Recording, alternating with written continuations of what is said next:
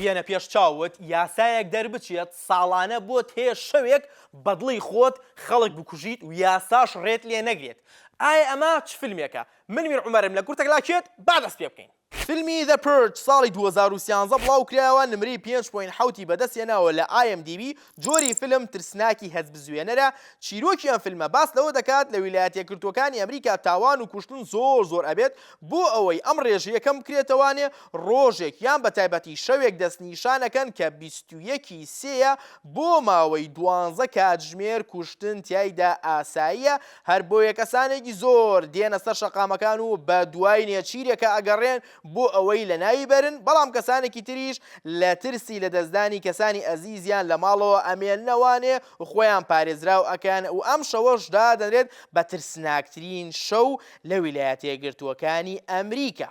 و دوای ئەم فیلمە سێ بەشی تریشی لێ بڵاو کرێتەوانێ کە تایبەتە بە هەمان چیرۆک ئەوانیش The Purge Election Year ساڵی 2016 نمری 6 بەدەستێناوە. دوایەوە The First Purge 2010 بڵاو کراوە نمری 5.2 بەدەستێناوە و کۆتا فیلمیش The Forever Purge 2021 بڵاو کراوە نمری 5.4 بەدەستێناوە. ئایا تۆ پێشتر فیلمەکانی The Purge بینیوە و ڕاو دەربارەی ئەم فیلمە چییە؟ بە تایبەتی لای ئێمە ئەو شەوە خەڵک لە سەیرانە لە ئەمریکاش کوشتنە.